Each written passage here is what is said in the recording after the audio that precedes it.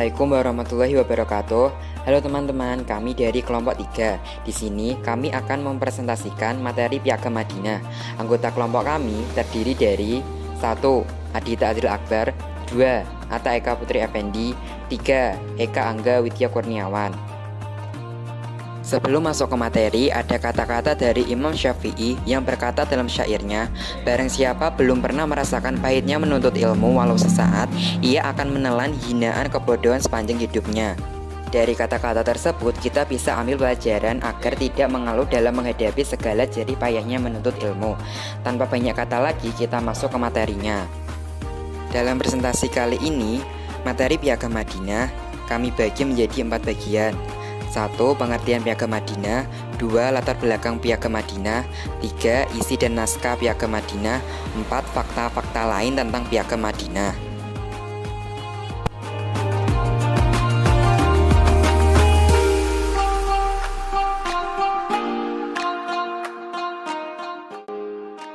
Piagam Madinah adalah sebuah dokumen yang disusun oleh Nabi Muhammad SAW yang merupakan suatu perjanjian formal antara dirinya dengan semua suku-suku dan kaum-kaum penting di Yasrib pada tahun 622 Masehi. Dokumen tersebut disusun sejelas-jelasnya dengan tujuan utama untuk menghentikan pertentangan sengit antara Bani Aus dan Bani Khosraj di Madinah.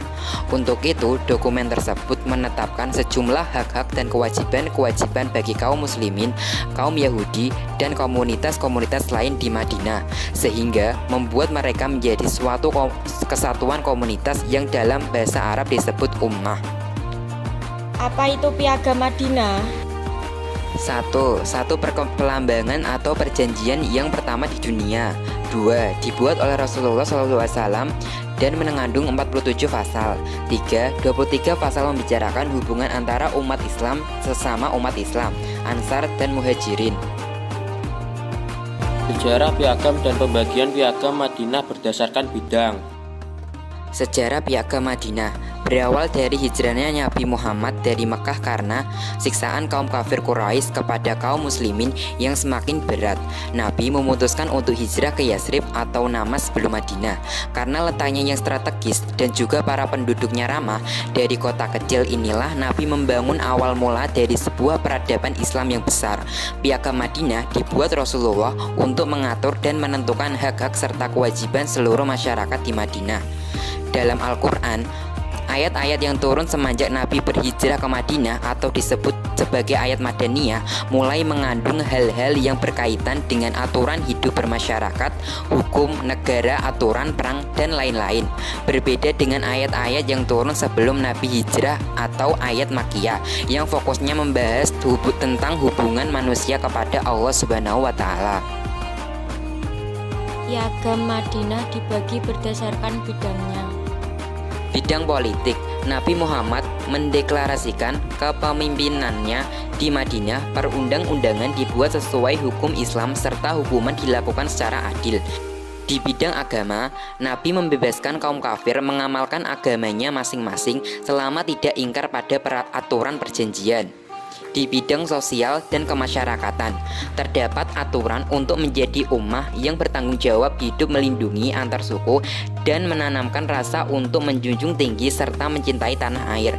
Di bidang ekonomi, terdapat aturan agar saling bekerja sama untuk memajukan ekonomi negara serta melarang riba dan unsur penipuan. Dan yang terakhir di bidang pertahanan negara, Nabi memerintahkan semua masyarakat Madinah harus membela dan mempertahankan tanah airnya dari berbagai ancaman musuh. Latar belakang Piagam Madinah dimulai karena adanya pertentangan antara kaum-kaum masyarakat di Madinah. Piagam Madinah ditulis pada tahun 622 Masehi di kota Madinah.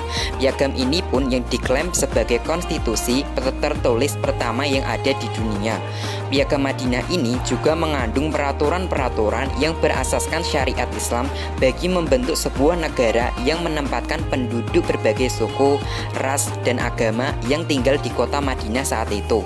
Di antaranya yaitu kaum Arab Muhajirin Mekah, Arab Madinah, dan masyarakat Yahudi.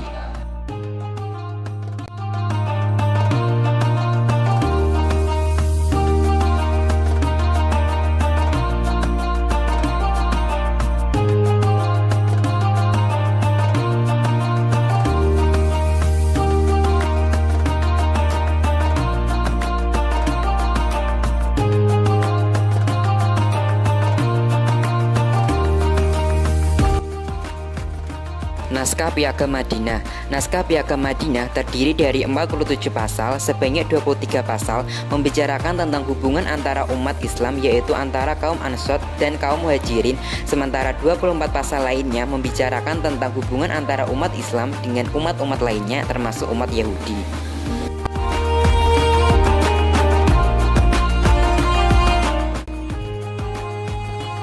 Konstitusi paling modern pertama.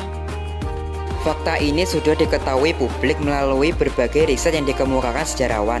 Namun ada fakta lain yang jarang diketahui, bagaimana naskah lengkap Piagam Madinah ini bisa sampai kepada tangan kita.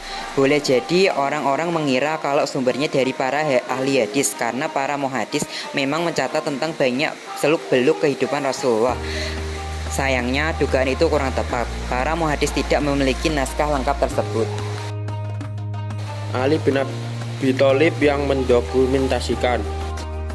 Ali bin Abi Thalib yang mendokumentasikan hasil musyawarah terkait Piagam Madinah yang menyimpan lembaran-lembaran pada sarung pedangnya. Pada masa itu, menyimpan dokumen penting di sarung pedang menjadi tradisi di kalangan masyarakat Arab. Menyimpan di sarung pedang atau di saku kulit yang tergantung pada pedang. Sirah Nabawiyah yang ditulis oleh Ibnu Ishaq sudah tidak bisa lagi ditemukan, tetapi milik Ibnu Hisham masih ada hingga kini. Berkat Ibnu Hisham yang menyertakan banyak referensi dalam sirahnya, nama Ibnu Ishaq kembali dikenal masyarakat sebagai sejarawan yang memiliki kualitas kitab periwayatan yang cukup kuat. Terlepas dari apa yang terkait dalam kitab Sirah Nabawiyah, kedua sejarawan tersebut selalu melalui karyanya telah berjasa besar dengan mengendalikan naskah Piagam Madinah lebih komprehensif yang telah terlewatkan oleh para muhadis. Ibnu Hisham dan Ibnu Ishaq memiliki kecintaan pada keluarga dan keturunan Nabi.